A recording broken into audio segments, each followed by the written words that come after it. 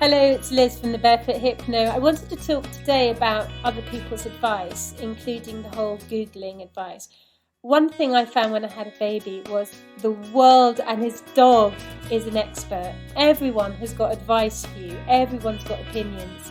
I mean, I found it relentless. So before having a baby, I just found no one really sort of got involved in my business much, and certainly, in the work I did and the way I lived my life, I didn't really feel like everyone had an opinion or sort of telling me how to do things or warning me or whatever.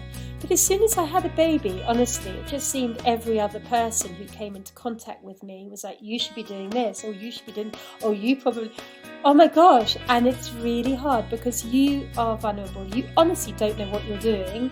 You've never done it before. And this tiny little vulnerable person who's suddenly in your care. And it's really hard. It's really hard because everyone's got an opinion and a comment.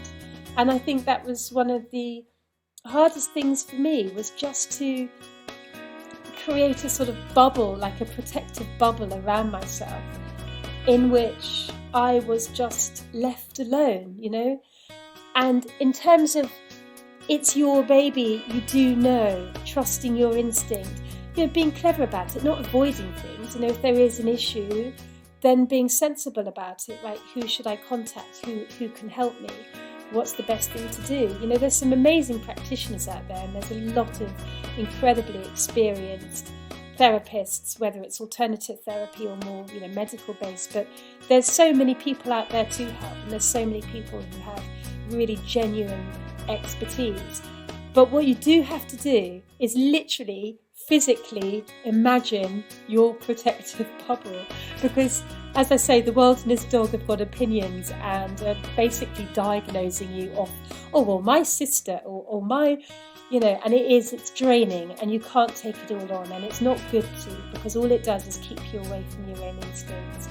So just be really careful about who you're listening to, what you're reading, and onto the reading thing, everything. As soon as anything's going wrong now, you just go on Google and start typing it in, and you always end up on these message boards.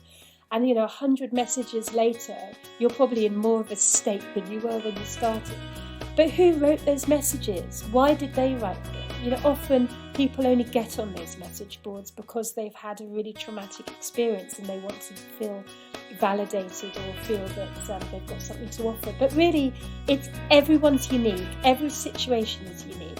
And somebody having experienced something does not mean you're going to experience in exactly the same way. So, just be really careful about what you read. Don't get hyped up by message boards. Don't read things written obviously to an agenda. For example, I don't know, if Nestle, who do formula, are writing something, remember what their agenda is. Their agenda is going to be to sell you something. So just be aware of who's writing, why they're writing it.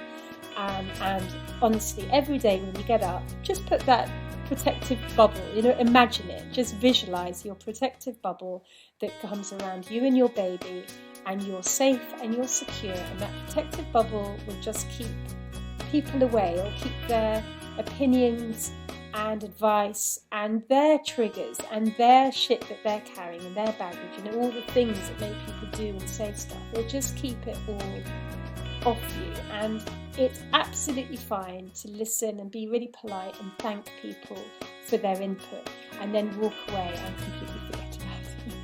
So, just be really mindful about this kind of thing, because it can really affect you.